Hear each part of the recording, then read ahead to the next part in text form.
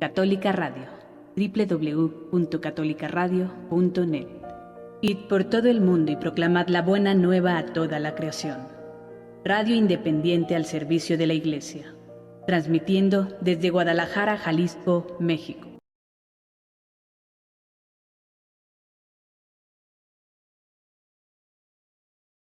Buenas tardes, amigos de Católica Radio, bienvenidos a su programa Historia de la Iglesia, un programa en el que estamos repasando siglo por siglo, pues todo caminar del pueblo de Dios que somos la Iglesia. Y estamos ahora hablando del siglo XVII, ya estamos pues más allá de la mitad del camino que la Iglesia ha andado. Y pues comentábamos que en esta época la cultura, sobre todo la cultura europea, occidental, pues va cambiando, va pasando de esta sociedad feudal, de esta sociedad, digamos, arraigada a la tierra, y poco a poco va transitando hacia la modernidad, hacia lo que hoy conocemos, lo que vivimos ya como una cultura pues más desarrollada, más moderna, con muchas ventajas en muchos aspectos, pero también con grandes desventajas, como iremos viendo a lo largo de estos siglos. Estamos hablando entonces pues del siglo XVII. ¿Qué pasa en el siglo XVII? Pues están las monarquías en Europa, se van transformando en un poder absoluto. Es lo que se ha llamado absolutismo, es decir, los reyes, los monarcas, se arrogan todo el poder del Estado, no lo comparten, sino que dicen, no, el rey es la persona que Dios ha designado para que guíe a este pueblo, y por lo tanto el rey tiene prácticamente la autoridad completa. Entonces, pues esto crea, ¿no?, obviamente un gran nacionalismo, o sea, cada nación se agrupa alrededor de su rey, o el rey los agrupa, ¿no?, y surgen estas rivalidades entre los estados, entre los diferentes países de Europa. Y esto también tiene una repercusión para la Iglesia, porque el rey decir que él es el monarca absoluto, es decir, el jefe absoluto, por así decirlo, de cada país, pues esto a la Iglesia le afecta porque algunos reyes dicen, no, y también lo que concierne a la Iglesia, por lo menos en el orden temporal, es decir, en la designación de obispos, en la administración de las diócesis, etcétera, dicen el rey tiene la autoridad suprema y ya no tanto el Papa, ¿sí? Entonces aquí hay un problema que se va gestando entre estas monarquías, estos estados, y la autoridad pues del Papa, ¿no? Por otro lado, y sobre todo en Inglaterra sucede esto, empieza o surge lo que se llamó el parlamentarismo, es decir, en Inglaterra la idea que empieza a surgir y que finalmente se acaba imponiendo es que el poder del rey no le viene de Dios, como tradicionalmente se había postulado, sino que el poder realmente viene de la sociedad y que por lo tanto el monarca, el rey, tiene que estar sometido a Dios, desde luego, ¿no?, pero también a la ley, o sea que el rey no está por encima de la ley. Entonces hay estas dos visiones de cómo gobernar un país, una en el cual el rey es el jefe absoluto, él está incluso por encima de la ley, y por otro lado están los que dicen, no, el rey sí es cierto que le viene el poder tiene que estar sometido a Dios, pero también tiene que estar sometido a la ley, ¿no? Entonces hay estas dos versiones, el absolutismo y esto que se llama el parlamentarismo, porque es en estos parlamentos, el parlamento inglés sobre todo, en donde esta idea se hace concreta, ¿no? Realmente existe ya un parlamento que le pone límites a la autoridad del rey. Sin embargo, esto no quiere decir que pensemos que estos parlamentos son como los de ahora modernos, donde todas las personas pues son consideradas iguales. No, en aquel tiempo todavía estos parlamentos había una división de clases, ¿no? O sea, todavía en el Parlamento no estaban todos los ciudadanos, solo algunos ciudadanos tenían derecho a estar en el Parlamento. Entonces, bueno, todavía no hemos llegado a la concepción, digamos, de que todos los hombres tienen los mismos derechos, todavía no, pero ya se iba caminando en ese sentido. Bien, ustedes recuerdan que en el siglo anterior, en el siglo XVI, hubo la gran división en Europa del cristianismo entre la posición protestante, luterana, y todos sus demás, digamos, descendientes de esta forma de pensar, y la Iglesia católica.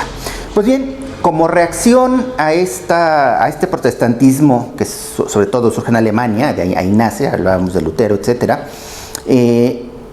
hay una lucha, sí que es religiosa, o sea, que su origen fue esta lucha entre el protestantismo y el catolicismo, pero también era una lucha con tintes políticos muy marcados. Es decir, los protestantes alemanes, apoyados por una gran parte de Europa, contra el imperio español austriaco, hispano-austriaco de los Habsburgo, es decir, el rey Carlos I de España o Carlos V de Alemania y su hijo Felipe II, ¿no? Que son los que eran estos reyes que habían creado el imperio austriaco, pero que también habían sido, pues por todas estas cosas de linajes y matrimonios, eran también los reyes de España. Y España había descubierto América. Entonces, en ese momento, este imperio pues era la potencia mundial, ¿no? Era la potencia mundial. Así es que los demás países, y era católico, perdón, este imperio español austriaco era católico y había defendido al Papa, etc. Entonces, el resto de Europa, que era protestante y que además resentía la autoridad de este imperio, pues entran en guerra. Y es lo que se conoce como la Guerra de los 30 años. ¿No? Dinamarca, Suecia y sobre todo Francia pues serán los países determinantes que acabarán derrotando efectivamente a este imperio austrohispano, podríamos llamarlo así, ¿no? Y de esa guerra pues Francia saldrá fortalecida como la nueva potencia europea del momento, ¿ya? Sustituyendo a España, y nace una nueva nación que tendrá un papel muy importante en la civilización, que es Prusia en la zona de Alemania. Hablaremos del imperio pruso, ¿no? de ahí. Y también, por otro lado, Austria, o sea, este imperio austrohispano queda ya desmembrado, y Austria empieza a expandirse hacia el este, hacia el otro lado, lo que hoy es Hungría, Bulgaria, Rumania, etcétera, ¿no? Para crear más adelante lo que se llamará el Imperio Austrohúngaro, ¿no? A raíz de esta guerra de los 30 años, pues España va cayendo y se va sumiendo en una decadencia social, económica, política, hasta que finalmente esta decadencia pues culmina con la entronización de un rey de origen francés de la casa de Borbón, Felipe V, ¿no? Que fue un nieto de Luis XIV, de este rey francés, Luis XIV, llamado el Rey Sol, ¿no? Hablaremos de ellos un poquito más adelante. Bien, ¿qué más sucede en el mundo? Hay un gran avance de las ciencias en este siglo XVII. Es un siglo en el que ya entramos francamente en la época del pensamiento científico, en la época de la experimentación, en la época en que ya no solamente le creemos a los grandes sabios y maestros de la antigüedad, sino que ahora hay que experimentarlo todo, ¿no? Hay que realmente ver si eso que decían los maestros antiguos es verdad o no, haciendo experimentos. Y entonces aparece esta ciencia experimental, que conduce obviamente a una nueva visión de la naturaleza del hombre, porque vamos entendiendo, vamos conociendo, pues que muchas cosas que nos parecían pues maravillosas, fuera del alcance de la razón, pues se ve que no, se ve que sí las podemos entender, podemos conocer sus causas. Y dentro de las ciencias en este siglo, sobre todo serán la medicina y la astronomía, las grandes ciencias que avanzan, ¿no? Tenemos en este siglo gentes, bueno, Copérnico viene del siglo anterior, pero sus ideas calarán en este siglo, gracias a Galileo, hombre de este siglo, hablaremos de él un poquito más adelante, Kepler, otro astrónomo importante, ¿no? Y digamos que también surgen unos pensadores y en este momento, bueno, pues también físicos, etcétera, ¿no? Que están entre este siglo y el siguiente, que son los padres del pensamiento científico moderno. Son el alemán Leibniz, el inglés Newton, ¿sí? Que nos van descubriendo que el universo se rige por leyes naturales, por leyes matemáticas. Y entonces esto abre un panorama pues muy diverso para las ciencias, ¿no? Antes había una ignorancia sobre este tema, y aquí en este siglo se descubre que no, que hay unas leyes, ¿no?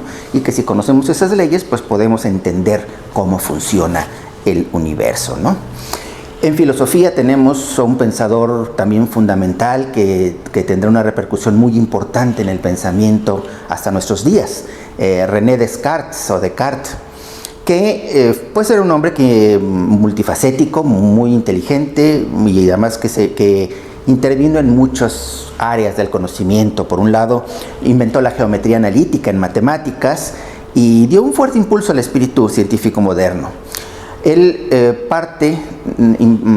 establece una teoría filosófica en la cual él parte de que hay que cuestionarlo todo, que no hay que creer nada así de entrada, sino que hay que realmente pasarlo por la razón, hay que dudar de todo. Y entonces él establece como un método para hacer filosofía que se llama el método de la duda sistemática, ¿no? Esta duda de decir, a ver, bueno, esto me lo han dicho, pero ¿es verdad? ¿No es verdad? Hay que preguntarnos todo. Bien, curiosamente este hombre era católico, sí, demostró la existencia de Dios a partir de la idea, de la noción de perfección que el hombre tiene en su mente.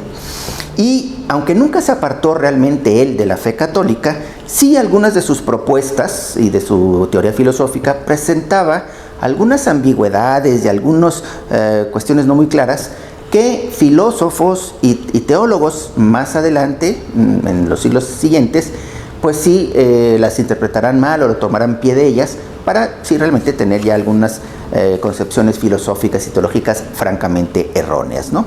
Entonces, bueno, Descartes sí es una persona que marca un cambio en la forma de hacer filosofía, y aunque él realmente, repito, no fue anticatólico ni nada, pero pues sí dio pie a que posteriores filósofos sí tomen posturas realmente contrarias, alejadas a la fe, ¿no? y a la verdad de la revelación. Y bueno, también, ¿qué sucede aquí? Pues en este siglo, como en todos o casi todos, surgieron algunas herejías, aunque no fueron herejías, digamos, realmente de mucho contenido, digamos, profundo, sí eran ideas que iban contra el dogma y la moral. Había dos fundamentalmente que surgieron aquí y que continuarán en el siglo siguiente teniendo mucha repercusión. Uno es lo que se ha llamado el jansenismo, porque su fundador, Cornelio Hansen, promueve estas ideas de que Jesucristo realmente no murió por todos, sino que solo murió por algunos predestinados a salvarse. Es decir, que no todos los hombres se benefician de la redención, de la muerte de Jesucristo en la cruz, ¿sí?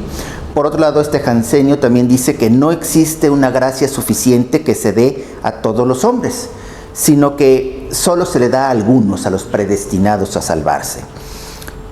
Y por lo tanto también él piensa, por otro lado, que el hombre no tiene una verdadera libertad, sino que esta gracia eficaz que recibimos de Dios nos, por así decirlo, obliga a ser buenos y por lo tanto nos vamos a salvar. Pero aquellos que no reciben esta gracia, pues no se van a salvar porque no pueden hacer actos buenos, ¿sí? O sea, no hay esta libertad, no hay este mérito personal, que nosotros sabemos que al ser libres, pues cooperamos libremente con la gracia y por eso sí tenemos un mérito que Dios toma en cuenta, ¿no? Aunque desde luego, pues es imprescindible la redención de Jesucristo, ¿no? Pero es precisamente esta redención la que nos trae la gracia. Entonces este jansenio pues proclama una moral rigurosa, asfixiante, demasiado, digamos, dura, seca, ¿no? Y veía el pecado mortal por todas partes, ¿no? Bueno, pero pues esta es una idea que nace en este siglo y se prolongará en el siglo siguiente. Y por otro lado, hubo otras ideas, otra herejía, podríamos decirlo, que era el quietismo. Y esto salió de España, de un sacerdote español, Miguel de Molinos, quien propone que todo lo que hay que hacer, lo que tiene que hacer el hombre en orden a su salvación, es simplemente dejarse mover por Dios. Es decir, el alma solo tiene que buscar esta unión con Dios y que una vez que la logre, pues ya no hay que hacer nada, porque es Dios el que hace todo. Dios es el que transforma al hombre y el hombre no tiene que hacer nada de su parte. Y se llama quietismo, precisamente porque la idea es esta: tú quédate quieto, que Dios va a hacer todo. O sea, deja a Dios actuar y tú no hagas nada, ¿sí? Esto obviamente también es contrario a la doctrina católica. Sabemos que Dios efectivamente es quien nos santifica, que Dios es quien nos da la gracia, que Dios es quien nos inspira y nos mueve a hacer las cosas buenas. pero nosotros con nuestra libertad, otra vez, tenemos que cooperar y tenemos que poner lo que está de nuestra parte para acoger esa gracia y hacerla fructificar en nuestra vida. Entonces, pues no, Molinos, Miguel de Molinos, decía que no, que todo era obra de Dios y que nosotros al alma y al hombre solo le correspondía quedarse quietísimo. Bien, pues estos son los hechos, lo que sucede en este siglo XVII. Vamos a ver cómo responde la Iglesia cuando vengamos de este corte.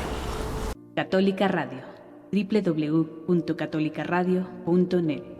Id por todo el mundo y proclamad la buena nueva a toda la creación. Radio independiente al servicio de la Iglesia, transmitiendo desde Guadalajara, Jalisco, México. Bienvenidos de nuevo a su programa Historia de la Iglesia, amigos de Católica Radio. Estamos hablando del siglo XVII y después de haber dado un pequeño repaso de los hechos más importantes de ese momento, vamos a ver cómo respondía la Iglesia a todos estos desafíos. ¿Cómo respondió? Bueno, por un lado, rechazó la Iglesia esto que se llama el galicanismo. ¿Se acuerdan ustedes que era esta idea de que el rey de cada país, o en este caso Francia, y por eso se llamó galicanismo, porque fue la que más lo propuso, estaba incluso, digamos, por encima de la autoridad del Papa en cuanto a la Iglesia en su país, es decir, casi hablar de unas iglesias nacionales, ¿no? Esto obviamente, bueno, pues va en contra de la jurisdicción y de la supremacía de la potestad que tiene el Papa sobre toda la Iglesia universal. Y ante esta idea, pues el Papa, Roma, lo condenó esta idea, evidentemente. Inocencio XI escribió una carta a los obispos franceses en la que les reprochaba que se hubieran adherido, que estuvieran de acuerdo con esta postura del rey. Y que en esta carta Inocencio XI les dice a los obispos franceses que no se puede limitar el poder jurisdiccional, es decir, el poder de gobernar y de enseñar al Papa en ninguna nación, ¿no? Alejandro VIII, que fue quien sucedió a Inocencio XI, llegó a algunos acuerdos con el rey de Francia para llegar a un entendimiento, ¿no? Entendiendo, bueno, de que el rey quería gobernar en su país, pero bueno, también que hubiera libertad para la Iglesia, etcétera, etcétera.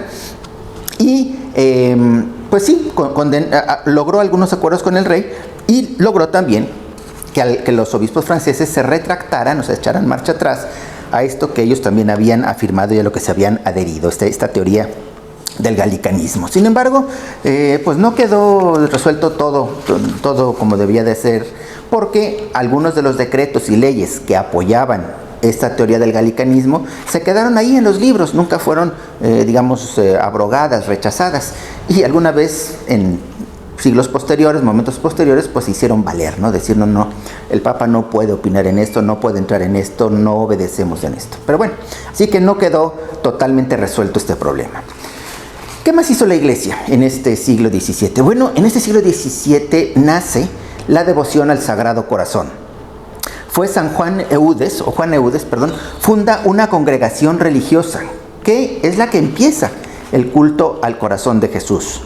Pero será Santa Margarita María de Alacoque, como todos sabemos, quien le dará un gran impulso definitivo a esta devoción. Pero es esta congregación de Juan Eudes, los eudistas, así se llaman, que fueron los que empezaron a hablar en concreto de la devoción al Sagrado Corazón. Aunque ya en el siglo anterior, en el siglo XVI, Santa Teresa de Ávila había propagado mucho el culto, la devoción, vamos a decirlo así, a la humanidad de Cristo, ¿no? Santa Teresa ya decía que a través de la humanidad de Cristo podíamos llegar a su divinidad.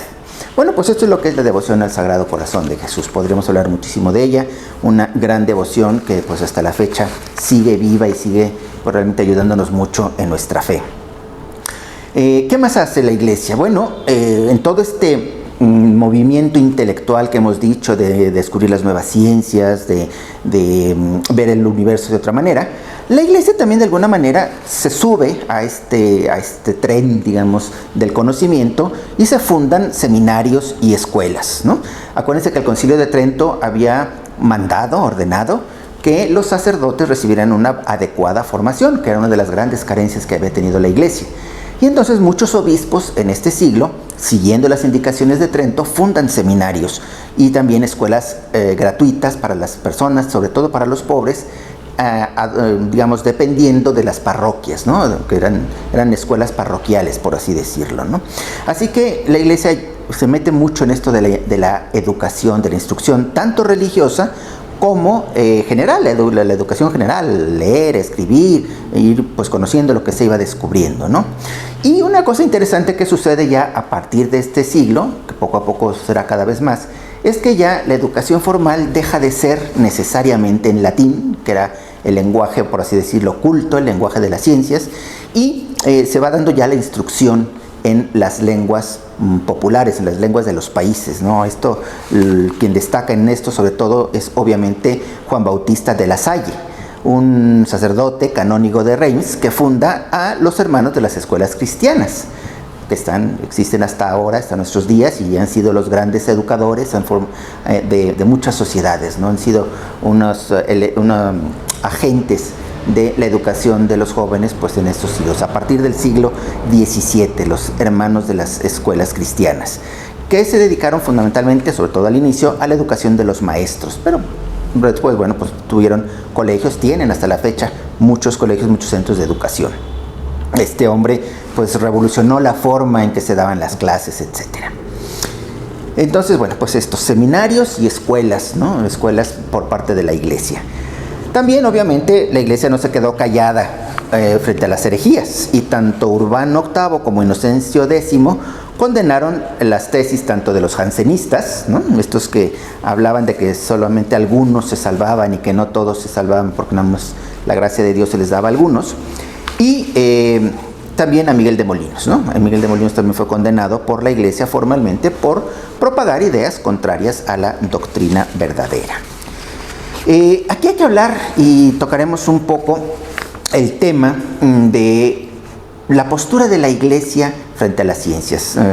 Sobre todo en el siglo siguiente, y lo veremos más adelante, se atacó mucho a la Iglesia, hubo un ataque muy fuerte, diciendo que la Iglesia era una institución retrógrada, una institución oscurantista, que impedía el desarrollo de las ciencias. Y esto es una acusación que hasta la fecha nos siguen haciendo. Si ustedes se fijan ahora, claro, los problemas de ahora son muy diferentes, lo veremos ahorita, ¿no? Hoy, por ejemplo, la postura de la Iglesia frente a todo el tema, digamos, de la investigación genética, ¿no? Pues la Iglesia es muy clara. Sí, claro que está bienvenida la ciencia sobre todas las áreas, pero siempre respetando la dignidad del ser humano. Entonces, bueno, hoy podemos fabricar niños, ¿no? En un laboratorio, pues parece que sí. Ahora, ¿debemos fabricarlos? Pues parece que no. Entonces, bueno, y tenemos muchas áreas hoy, sobre todo en la parte de la vida, ¿no? Donde la Iglesia tiene pues una doctrina muy clara, y por esas doctrinas se le acusa todavía hoy a la Iglesia de que retrasa, que digamos obstaculiza el avance de las ciencias. Bueno, esto no es nuevo, esto empezó aquí en el siglo XVII con un caso muy famoso, el caso de Galileo, ¿no? Quizá algunos de ustedes o muchos hemos oído hablar, y cómo se toma este caso como una muestra, la muestra más importante de cómo la Iglesia está en contra de las ciencias, o cómo la Iglesia retrasa el avance de las mismas, ¿no? Bueno, vamos a comentar brevemente, ¿no? Es un caso muy interesante, pero brevemente vamos a comentar algunas cosas de qué sucedió con este amigo Galileo. Bueno, rápidamente, desde el siglo anterior, un sacerdote, un canónigo, que se llamaba Nicolás Copérnico, él postuló la teoría de que la Tierra, en vez de ser el centro del universo, la Tierra, y que todos los demás planetas y estrellas y el Sol giraran alrededor de ella, resultó que el Sol, proponía este Copérnico, era alrededor de quien giraban la Tierra y los planetas, ¿no? Obviamente, pues nadie le hizo caso a Copérnico en el siglo anterior, pero Galileo retoma estas ideas de Copérnico, las estudia. Él tiene ya instrumentos para poder constatar esto, como es el telescopio, ¿no? Entonces él puede comprobar la teoría de Copérnico y decir, bueno, parece que él tiene razón, ¿sí? ¿Qué pasaba? Bueno, hasta este momento decíamos que las ciencias sí estaban basadas sobre todo en la autoridad de quien había dicho tal o cual cosa. Y resulta que desde el siglo II de nuestra época, un griego, un científico podríamos llamarlo, llamado Ptolomeo, había establecido que pues obviamente el Sol y los demás planetas y estrellas giraban alrededor de la Tierra, porque eso es lo que se veía, ¿no? Es lo que si tú volteas al cielo, pues eso es lo que se ve. No sentimos nosotros que la Tierra se esté moviendo. Y bueno, pues desde el siglo II se afirmaba, ¿verdad?, de que esto así era. Y además, en la Iglesia, en un par de pasajes, afirma, ¿no?, que el Sol gira alrededor de la Tierra, ¿no? Bueno, pues entonces, ante esta teoría nueva de que era la Tierra la que giraba alrededor del Sol, pues la Iglesia está un poco cautelosa, sobre todo porque había un par de versículos, o hay un par de versículos en la Biblia que así lo afirman. Y aunque Galileo, cuando le hacen estas observaciones, él dice, bueno, pero la Biblia lo que dice es cómo ir al cielo, no cómo funciona el cielo, ¿no? Es una frase así un poco jugando con las palabras. Pero se le invita, no se le ordena, se le invita a que no propague sus ideas. ¿Por qué? Porque en ese momento ninguna de las dos teorías estaba demostrada. Las dos eran hipótesis científicas, pero ninguna de las dos estaba plena y completamente demostrada. Entonces lo único que se le pide a Galileo en ese momento es que pues no lo afirme como una cosa cierta y verdadera, sino que si lo quiere decir, pues que lo diga simplemente como una hipótesis, como algo que podría ser, ¿no?, dado que no estaba probado. Así las cosas, esto fue en 1616. El siguiente papa, ¿no?, esto sucedió en un momento, y el siguiente papa, el Papa Urbano VIII, quien llegó a ser amigo de Galileo, amigo personal, ¿sí? Galileo se acerca al Papa y le pide que revise la sentencia esta que habían dado en 1616, a ver si se cambiaba, ¿no? Pero no lo logra. Así que Galileo, y aquí es donde empieza el problema, desobedece aquella indicación que se le había dado de que no afirmara la teoría de Copérnico así como una cosa cierta, y escribe un libro en 1632, en donde compara los dos sistemas, pero lo hace de una forma, por así decirlo, irrespetuosa. ¿Ante quién? Ante la Iglesia, o ante aquellos que sostenían todavía el sistema anterior. Y entonces, ¿qué pasa? Pues que ahora sí, como desobedeció la indicación anterior y además está afirmando categóricamente de que la nueva teoría es la correcta, sin que todavía estuviera probado, entonces ahí sí es llamado a juicio a Roma. Y veremos qué pasa con este juicio, porque ahí es donde nos damos cuenta de la verdadera postura de la Iglesia con respecto a las ciencias. Regresamos en un momento después de este pequeño corte. Católica Radio, www.catolicaradio.net. Id por todo el mundo y proclamad la buena nueva a toda la creación. Radio independiente al servicio de la Iglesia, transmitiendo desde Guadalajara, Jalisco, México. Estamos de regreso, amigos de Católica Radio, aquí en su programa Historia de la Iglesia. Y estamos hablando del siglo XVII y del famoso caso Galileo, es decir, este caso que de alguna manera muestra la postura de la Iglesia con respecto a las ciencias, y que a veces o frecuentemente se ha tomado como una muestra de lo intolerante y lo oscurantista y retrógrada que es la Iglesia al prohibir el avance de las ciencias, ¿no? Entonces estamos hablando de Galileo y estamos hablando de que efectivamente Galileo, al haber desobedecido una indicación, una invitación que se le había hecho de que no afirmara categóricamente que la Tierra gira alrededor del Sol, que el Sol es el centro del sistema planetario, él desobedece, publica un libro en el que además se burla de aquellos clérigos que interpretan literalmente la Biblia, y entonces ahora sí es llamado a Roma para ser enjuiciado, para enfrentar un juicio. Sí, curiosamente, durante este juicio, Galileo no estuvo en la cárcel. Galileo estuvo alojado en una villa dentro del Vaticano, en un departamento dentro de la ciudad del Vaticano, a costa de la Santa Sede, una casa con 5 habitaciones y un sirviente que lo atendiera durante el juicio. ¿Sí? O sea que eso de cárceles y torturas, para nada. Sí, evidentemente, sale condenado él y su libro, ¿sí?, de este juicio, porque desobedeció y porque efectivamente se le condena porque la teoría que la afirma dice en este momento que va contra la fe, porque va en contra de lo que dice la Biblia. Ese es el juicio que le da el Santo Oficio, la Inquisición. Habíamos hablado ya de la Inquisición, ¿no? Y la condena de Galileo es esta. Se le condena a la cárcel formal de este Santo Oficio por un tiempo que queda a nuestro arbitrio, es decir, sin plazo, o en otras palabras, a cadena perpetua, podríamos interpretarlo así. Y como penitencia saludable, que por 3 años diga una vez a la semana los 7 salmos penitenciales. Esa fue la condena a Galileo. Y acabada la condena, Galileo, también dentro de ella, se retracta de sus afirmaciones sobre el tema de quién gira alrededor de quién.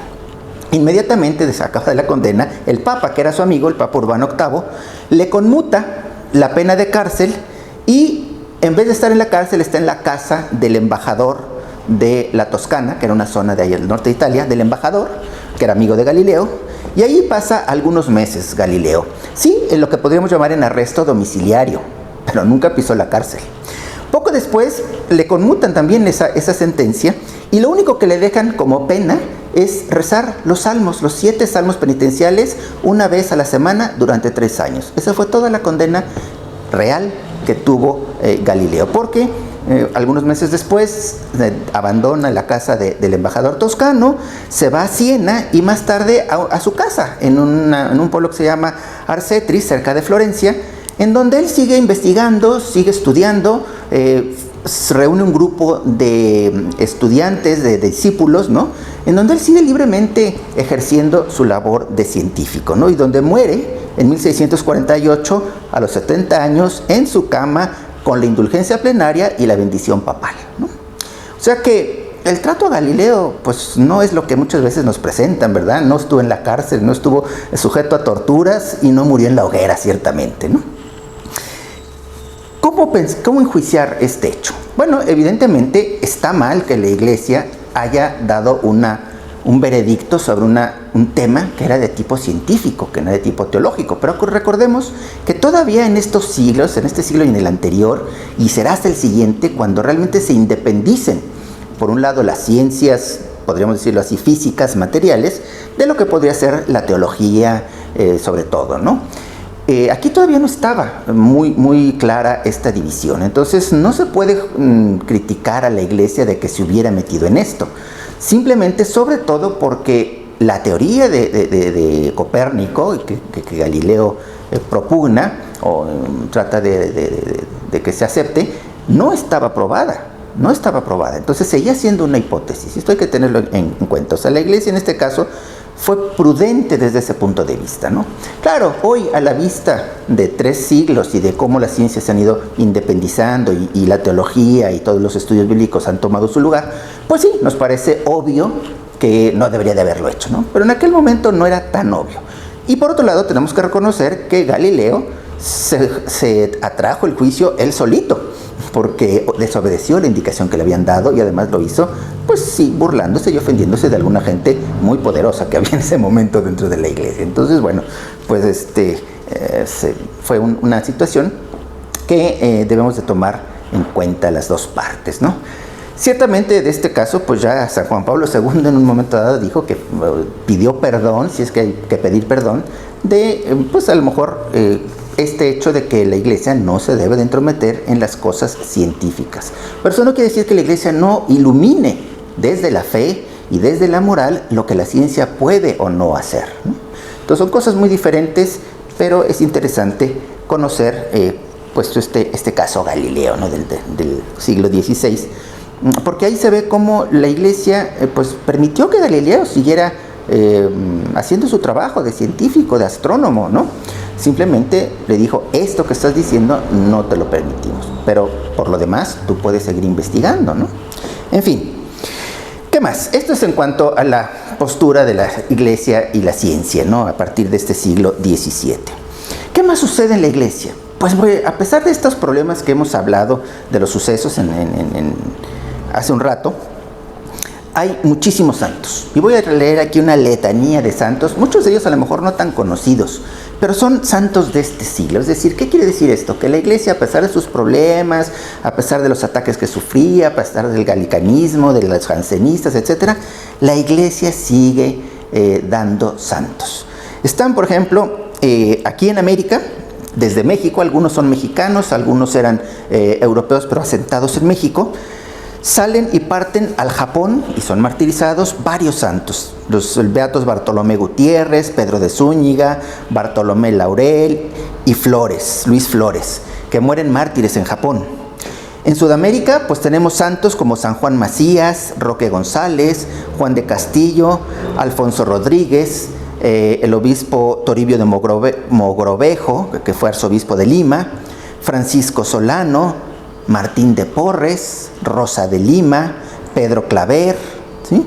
En Canadá están los misioneros que llegaron ahí a sembrar por primera vez la semilla del Evangelio en el norte, en el Canadá. Juan de Brebeuf, Isaac Jogues, Carlos Garnier, Gabriel Lamant, Natalia Chapnel y Antonio Daniel, ¿no? Esto aquí en América. Recuerda que bueno, pues aquí siguió la evangelización también en este continente, y también ya empezó este continente a, por así decirlo, exportar misioneros, sobre todo al Asia, hacia Japón. Ahorita hablaremos de ello, ¿no?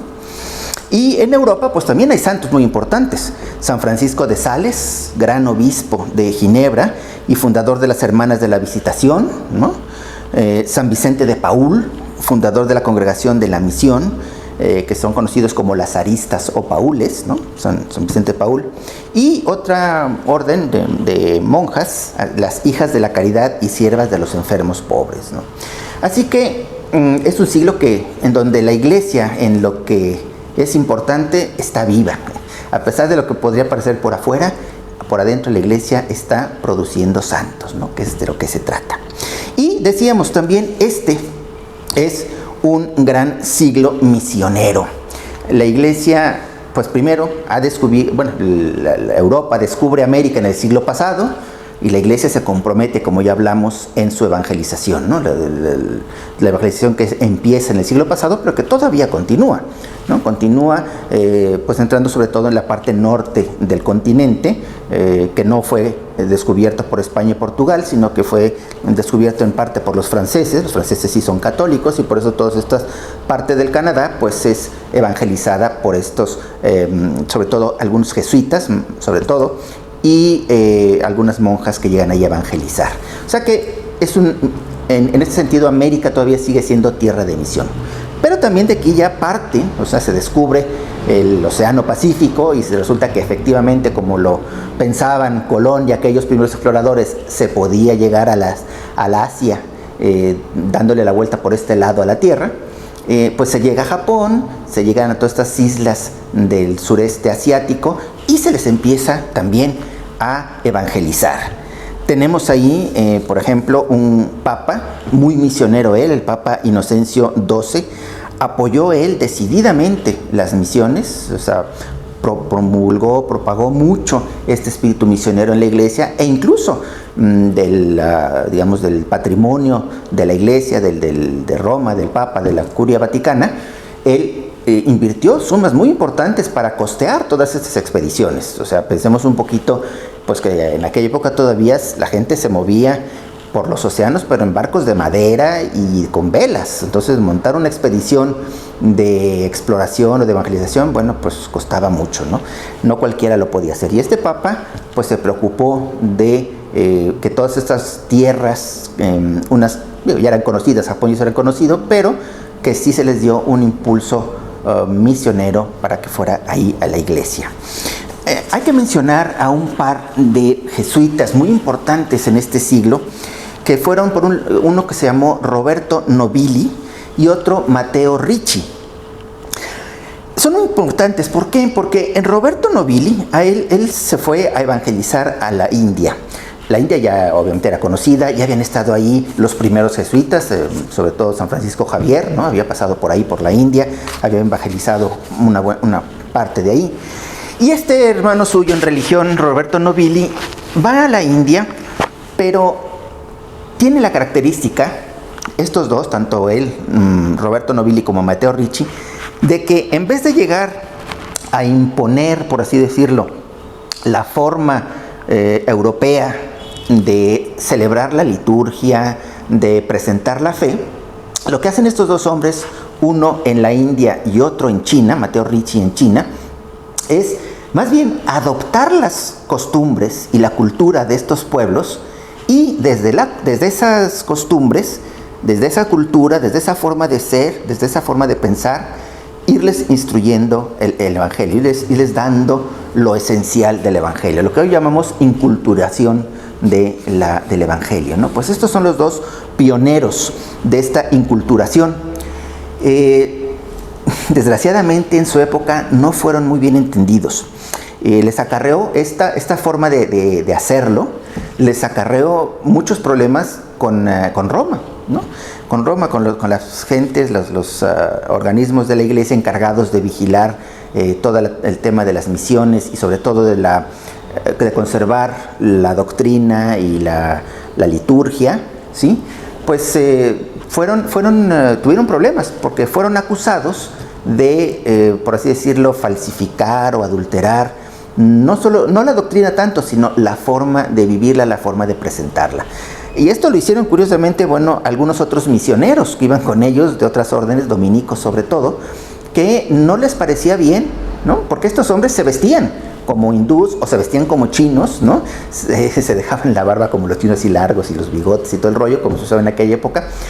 Y entonces, aquí les decían, ¿qué pasa? ¿No estás perdiendo tu identidad cristiana católica?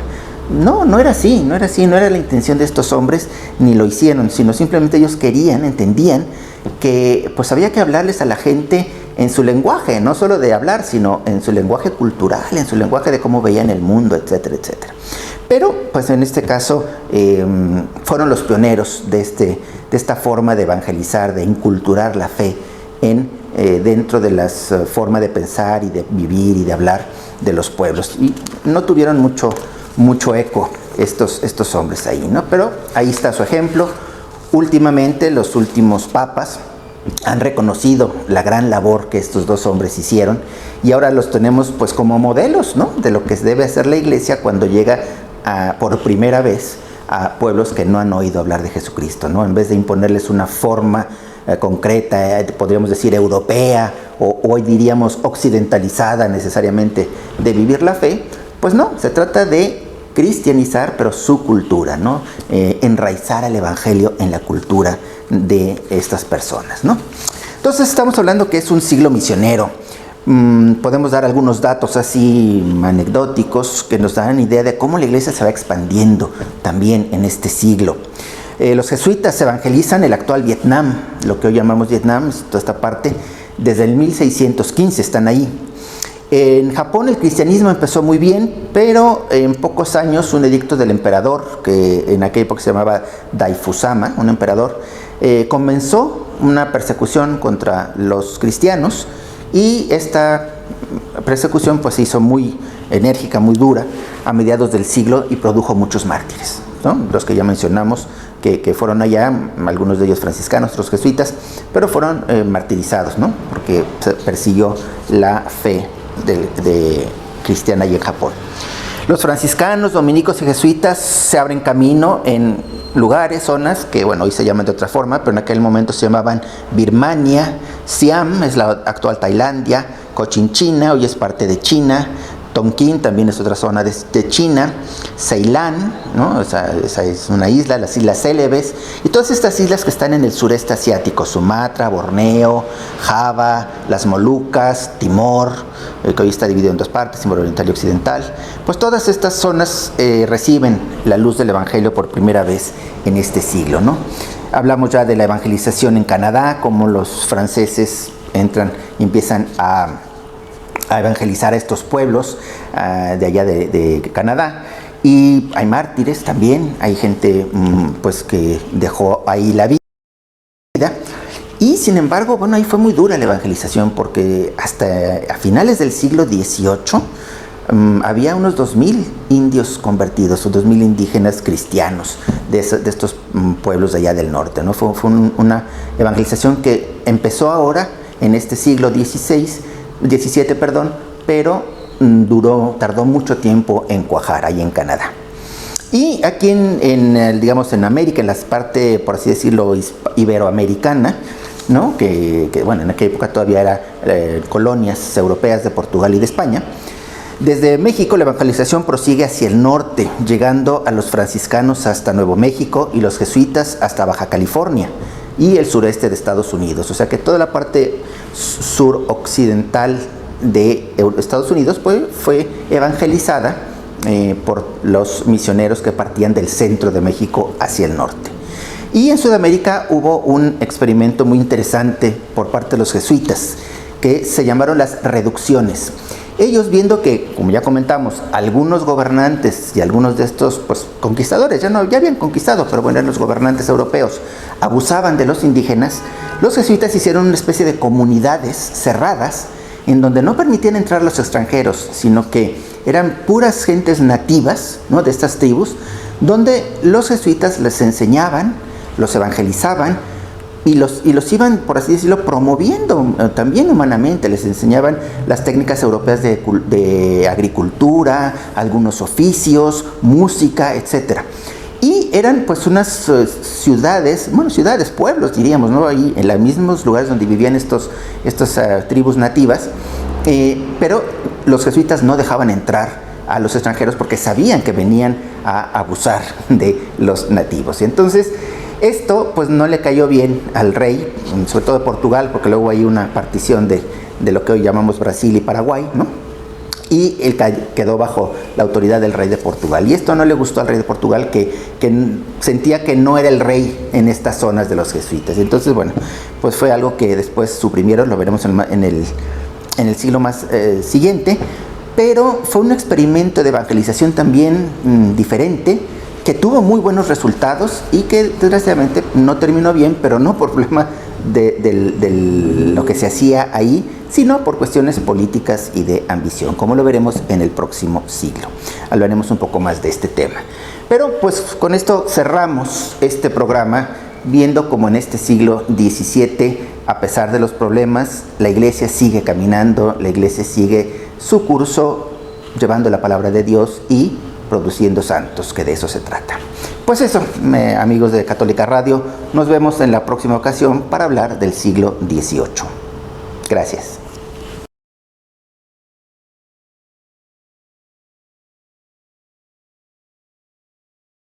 Católica Radio, www.catolicaradio.net. Id por todo el mundo y proclamad la buena nueva a toda la creación. Radio independiente al servicio de la Iglesia. Transmitiendo desde Guadalajara, Jalisco, México.